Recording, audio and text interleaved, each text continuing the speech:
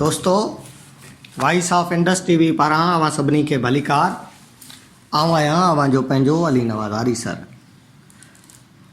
Voice of Indus TV पारां अॼु जी ॻाल्हि सिलसिले हेठि असांजे अॼोके प्रोग्राम जो मौज़ू आहे अज़ीम मक़सद लाइ जीअण जी इबादत आहे। हयाती इंतिहाई ख़ूबसूरत आहे, पर उन खे गुज़ारण जो हर कंहिं वटि पंहिंजो ढंग आहे।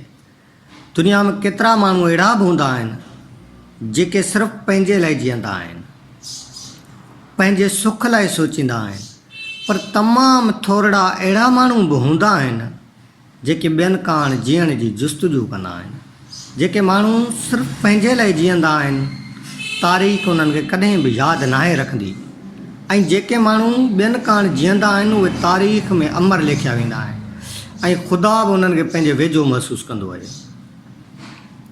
ज़िंदगी ख़ुदा जे तरफ़ां मिलियल अनमोल नेमत आहे ऐं इंसान खे अशरफुल मख़लूक़ात बि इन करे बणायो वियो आहे जो इंसान में सोचण जी सलाहियत ॿियनि जानदारनि खां वधीक आहे ऐं इंसान में अहसासु ॿियनि खां घणो ऐं गहिरो हूंदो आहे।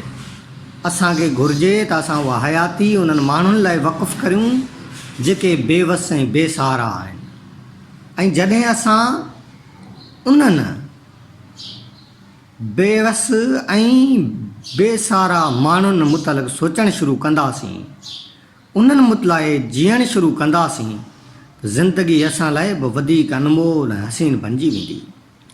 हिन वक़्तु जॾहिं सॼी दुनिया मुश्किलातुनि मां गुज़रे पई, हर माण्हू सहारे ऐं आथतीअ लाइ वाझाए रहियो आहे, उन वक़्तु असांजो हथु कंहिंजो सहारो बणिजे थो ऐं असांजी ज़ुबान मां निकितल ॿ ॿोल कंहिंजे लाइ आथत ऐं ॾढ बणिजनि था, त असांखे उन्हनि जो सहारो बणिजणु घुरिजे। असांखे इहो मौक़ो पंहिंजे हथनि मां न विञाइणु घुरिजे। त मुंहिंजा दोस्तो, अचो त वचन करियूं हिक ॿिए जे लाइ सोचण जो, हिक ॿिए जो ॾढ बणिजण जो। दोस्तो, वॉइस ऑफ इंडस टीवी पारां अॼु जी ॻाल्हि सिलसिले हेठि पेश कयोसीं अज़ीम मक़सद लाइ जीअण जी इबादत आहे। मुंहिंजा दोस्तो,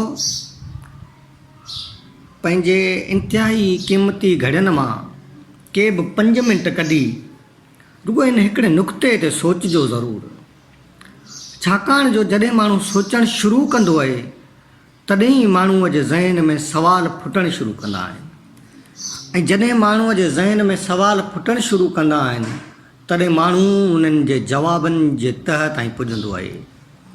इन करे असांखे इन नंढनि नंढनि ॻाल्हियुनि ते सोचणु घुरिजे, उन्हनि जे तह ताईं पुॼणु घुरिजे, त असां जेके ख़ुशहाल ज़िंदगी गुज़ारियूं पिया, असां जेके सुख ऐं सुकून सां जियूं पिया था,